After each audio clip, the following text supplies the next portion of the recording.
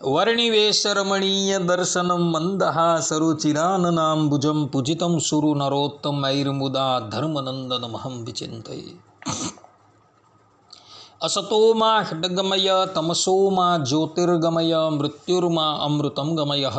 ओम शान्तिः शान्तिः शान्तिः।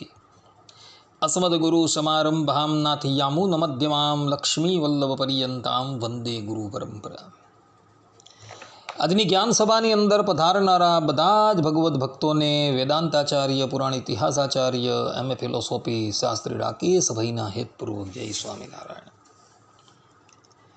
ભક્તો, આજની આ જ્ઞાન સભાની અંદર આપણે બધા ગુરુનો કયો અપરાધ કરવાથી કયા કુફળની પ્રાપ્તિ આ વિષય પર થોડી વાત શ્રવણ કરશું. તો બધા જ શ્રોતાગણો આ પ્રવચન એકાગ્ર મને કરીને શ્રવણ કરે. તો ભગવાન શ્રી કૃષ્ણ ગર્ગ સંહિતાની અંદર ગુરુનું મહાત્મય વર્ણવતા કહે છે કે ગુરુર બ્રહ્મા ગુરુર વિષ્ણુ ગુરુર દેવો મહેશ્વર ગુરુર સાક્ષાત પરમ બ્રહ્મ તસ્મૈ શ્રી ગુરુવે નમઃ. શ્રીમદ ભાગવતના એકાદશ સ્કંધની અંદર ભગવાન શ્રી કૃષ્ણ ઉદ્ધવજીને કહે છે આચાર્યો વિજાન્યાનમામ, અર્થાત કે આચાર્યને મારાથી પૃથક ન જાણતા. બ્રહ્મવૈવત પુરાણ કૃષ્ણ જન્મખંડ અધ્યાય 73માં ભગવાન શ્રી કૃષ્ણ પોતાની વિભૂતિઓનું વર્ણન કરતા કહે છે કે ગુરુ નામ મંત્રદઃ સ્વયં, અર્થાત કે ગુરુમાં મંત્ર આપનાર ગુરુ તરીકે હું સ્વયં રહ્યો છું.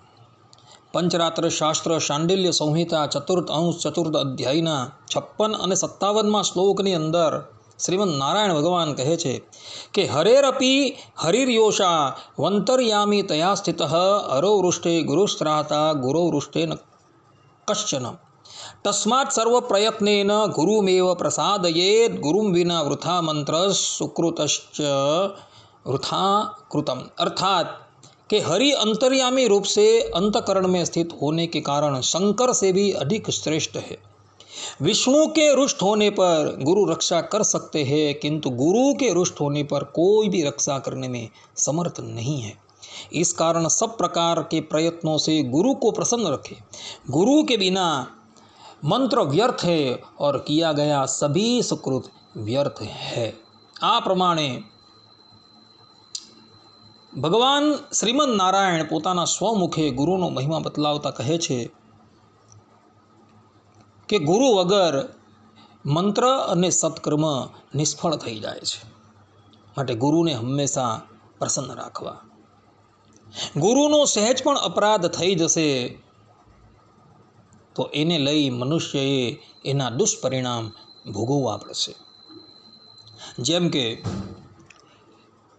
પંચરાત્ર શાસ્ત્રની શાંડિલ્ય સંહિતા ચતુર્થ અંશ ચતુર્થ અધ્યાયના 50થી 55માં શ્લોકની અંદર શ્રીમદ નારાયણ ભગવાન કહે છે કે તેષાં વૈ સકલા વિદ્યા નેતરેષાં ગુરુદ્રુહામ ગુરુદ્રોહા રૌરવા ટીમુકો ગદગદ વાગ ભવેદ બધિરો વા ભવેદ અંધો નીચો નિચાર્થ કુટ ખલહ ગુરુર અગ્રે ચ કપટમ મિથ્યા વાગ્દૂષણમ વૃથા કરોતિ નિંદામ હાસ્યં ચ અંધે તમસી મજ્જતી ગુરુમ હુંકૃત્ય તુંકૃત્ય નાદૃત્ય ચ વિનિધ્ય ચ દંડમ વા પાદુકોદ્યમ્ય સદ્યો ભવતી બ્રહ્મા ગુરુણામ ગાલિકાદાનમ સ્ત્રીષુ પાપેક્ષણમ તથા વૃત્યર્થોચ્છેદનમ સ્તેયમ મહાપાપાય જાયતે ગુરુ સેવા હરે સેવા દાનાંચ હરયેર્પણમ માનમ ચ સેવ સન્માનમ તદ્રૂપી સ યતો મતઃ ગુરુર્દાતા હરિર્દેયસ તસ્માદ अत्यधिको गुरु.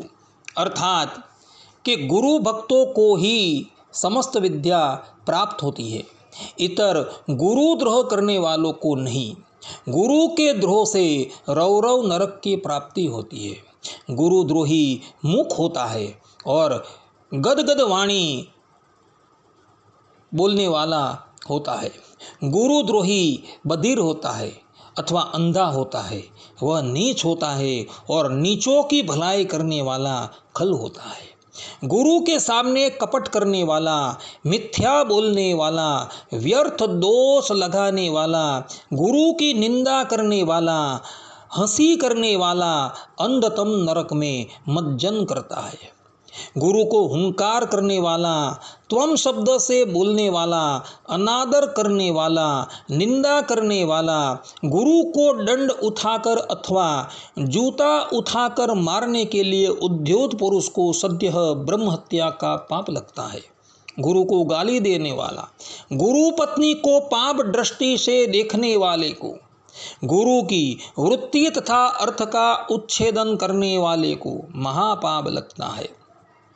गुरु की सेवा विष्णु सेवा है, दान विष्णु को अर्पण है, गुरु का सम्मान विष्णु का सम्मान है, क्योंकि साक्षात विष्णु स्वरूप है। गुरु सब कुछ देने वाले हैं और विष्णु देय है, इस कारण विष्णु से अधिक गुरु श्रेष्ठ है। आ प्रमाणे ही श्रीमद नारायण भगवान પોતાના સ્વમુખે ગુરુનો અપરાધ કરવાથી મનુષ્યને કયા કુફલની પ્રાપ્તિ થાય છે એનું વર્ણન કરે છે।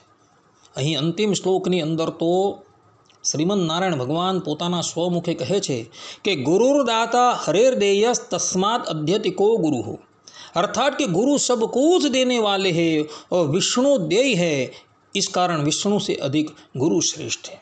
કહેવાનું તાત્પર્ય એ છે કે ગુરુ કૃપા કરીને પરબ્રહ્મ પરમાત્માની પ્રાપ્તિ કરાવે છે।